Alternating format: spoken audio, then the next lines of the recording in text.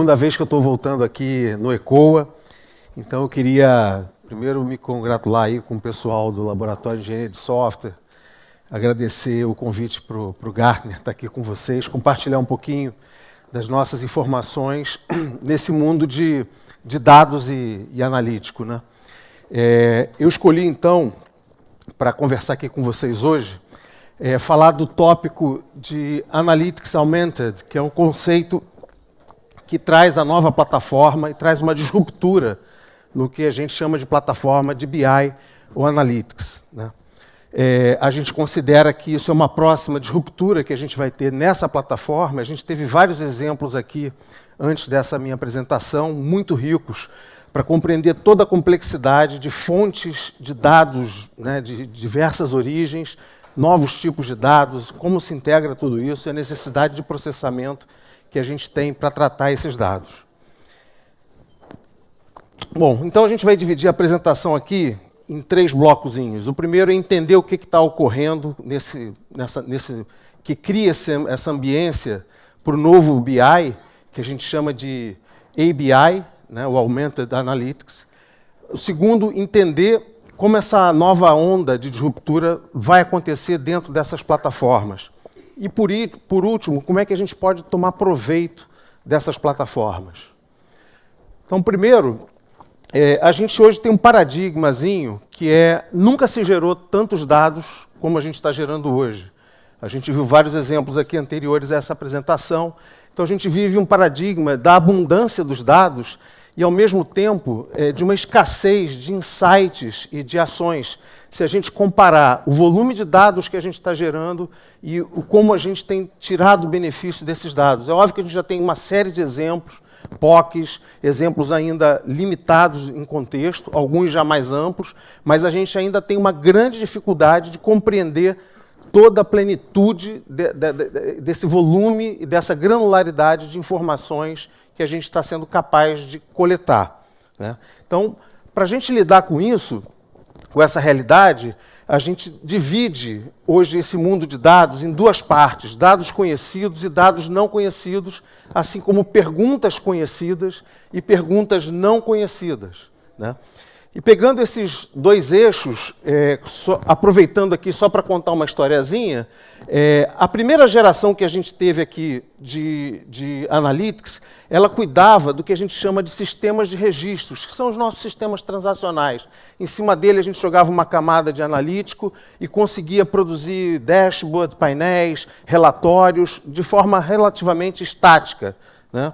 No segundo momento, apareceram, e essa é a segunda disruptura que a gente teve nas plataformas de BI e de Analytics, aparecem, então, as capacidades de visualização de dados e as ferramentas de Data Discovery, que davam um pouquinho mais de poder para o usuário, para o analítico de negócio, conseguir trabalhar em cima dessa riqueza de dados, né?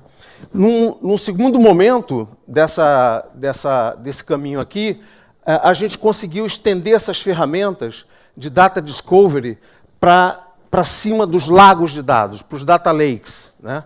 E, com isso, conseguir alcançar ainda uma massa de dados relativamente nova, mas, num certo sentido, ainda num contexto de informações conhecidas e de perguntas conhecidas, né?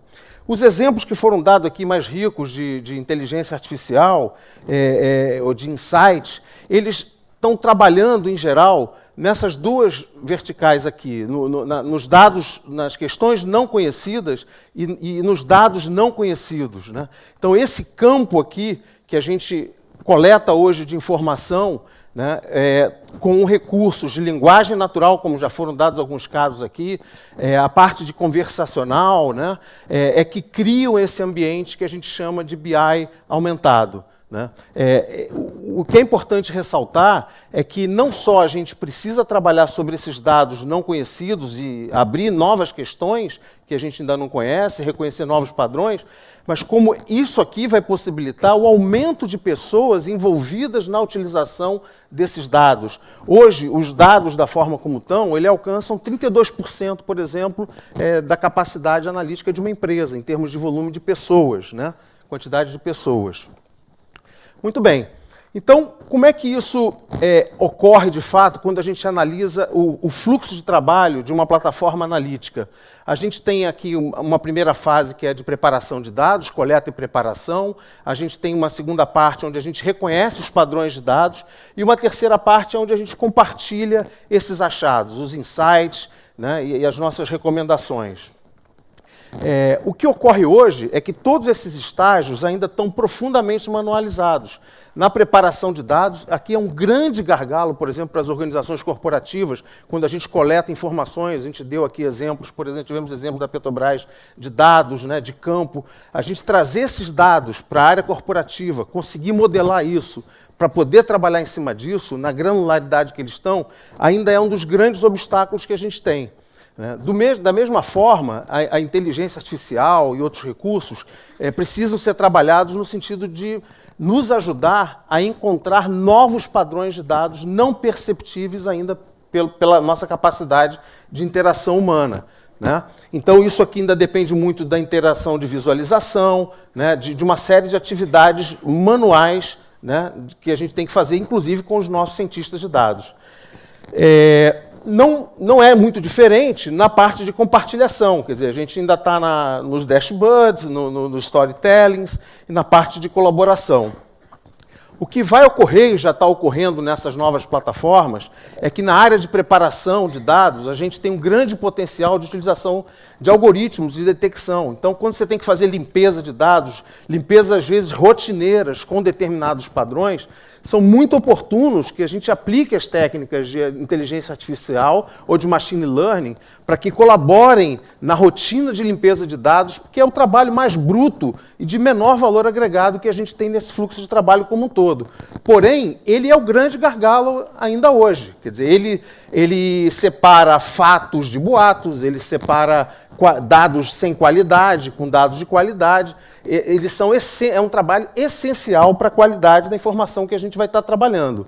Da mesma forma, a gente já viu aqui alguns casos citados da aplicação de linguagens naturais, algoritmos, para que a gente encontre padrões dentro de universos, muitas vezes padrões que não estão associados à nossa capacidade humana, por exemplo, no reconhecimento de imagem, onde a linguagem natural, os algoritmos de inteligência artificial já se mostram muito mais capazes de definição, por exemplo, na área de diagnose médica ou outros campos que a gente possa estar aplicando. Isso ocorre também na parte de compartilhamento. Quer dizer, o compartilhamento ele passa também a poder utilizar recursos de linguagem natural e provocar uma interação, como foi falado aqui na parte de interação de voz, né? A gente pode passar a ter uma interface conversacional, né, que pode enriquecer todo esse ciclo, né, de aprendizado, com recomendações, inclusive, por exemplo, de prognósticos, né, recomendações do que fazer, que ações que você pode estar tomando. Né. Então, é esse contexto aqui que a gente chama do que é uma nova plataforma aumentada de analítico ou de BI, né, que vai compor os novos cenários para a gente de tecnologia. Então, só recapitulando, a gente teve uma primeira fase das tecnologias que eram lideradas pela TI, com muita modelagem manual, reportes, relatórios que eram construídos. A gente passou por uma fase de data discovery bem recente, e onde a gente tem o serviço mais autônomo para os líderes de negócio, para os analistas de negócio trabalharem com mais autonomia, e a gente passa agora para um período de plataforma onde a gente vai ter soluções mais embutidas, a automação de todo o nosso processo e os algoritmos trabalhando em todos os ciclos do workflow de trabalho de uma plataforma de analítico. Né? As nossas previsões, né, para esse cenário, elas indicam que lá para 2020, 50% das queries, né, vão ser geradas ou usando search, ou linguagem natural, ou voz, né, ou serão autogeradas pelos próprios sistemas. Né, são perguntas que vão ser inferidas da capacidade analítica autônoma das máquinas sobre a nossa base de dados. Ao mesmo tempo, a gente vai ter, até 2020, 30% de todo o trabalho dos cientistas de dados, né, vão ser automatizados. Quer dizer, olha só que curioso, então. Então, o nosso perfil, tão escasso hoje em dia para avançar na nossa plataforma de Data Science, né, vai poder ter boa parte do seu esforço, né, com ferramentas de automação auxiliando no seu trabalho, né? Entendendo, então, como é que a gente vai tirar benefícios desse novo cenário, a primeira recomendação é relativamente óbvia, quer dizer, comece pequeno, não espere ter toda essa configuração de lago de dados, data lakes, né, toda a perfeição dessa plataforma para você começar a experimentar essas tecnologias. Então comece muito pequeno, erre logo, né, então isso está no contexto do que a gente chama hoje das abordagens ágeis, né, de solução, né. No segundo momento, um aspecto extremamente salutar de perceber é que essa nova característica não nos atrapalha na parte de integração de dados, que é uma parte extremamente crítica, né, para o gerenciamento de dados, né. Ela vai impactar na gestão de dados, né, questões como data lake, por exemplo, quem tem direito a acesso a isso, quem pertence a esse dado, qual é o grau de sigilo, de segurança das informações que estão vindo para cá, em que granularidade, etc. e tal. Então, a gente tem um impacto em data management, mas não temos um impacto que seria extremamente crítico para a gente de data integration, né? Então, a gente consegue fazer essa diagonal aqui, né, e começar a trabalhar num mundo diferenciado do que é hoje o nosso data warehouse, né, as nossas bases de dados tradicionais, né? Muito bem. Além disso, a gente precisa, naturalmente, engajar stakeholders, a gente tem que ter transparência, dar transparência, não cabe mais a relação, de novo, citando aqui as metodologias ágeis, não cabe mais uma relação cliente-fornecedor nesse contexto, né? O que a gente tem que ter aqui é um time multidisciplinar, os nossos stakeholders têm que estar engajados com transparência do que está ocorrendo, cientistas de dados, engenheiros, e o conceito de cidadão de dados, que é um conceito extremamente, da cidadania de dados, extremamente importante para esse novo estágio que a gente está falando que vai ocorrer.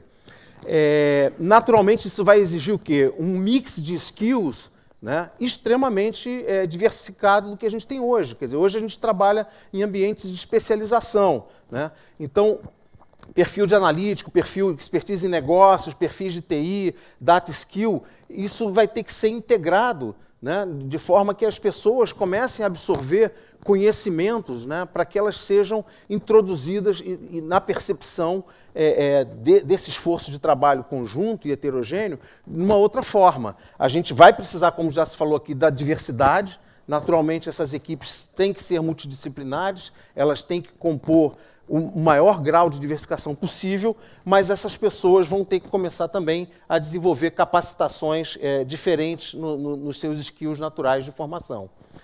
E aí a gente diz o seguinte, quer dizer, todas as empresas praticamente vão ter que desenvolver essa capacidade dentro dos seus cidadãos, né? Então a gente vai passar a ter dados como centro, quando a gente fala em ser data-centric, na verdade a gente fala em adotar dados como uma segunda língua.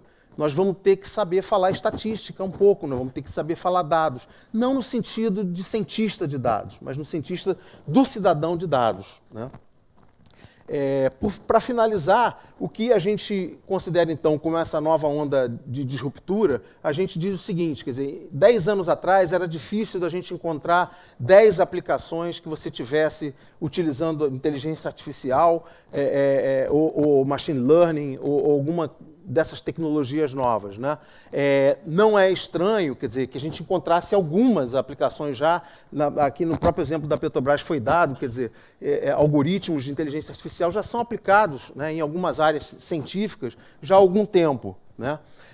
Mas daqui a 10 anos, quer dizer, a gente não acha que é difícil você encontrar alguma aplicação que não esteja utilizando alguma dessas tecnologias, né?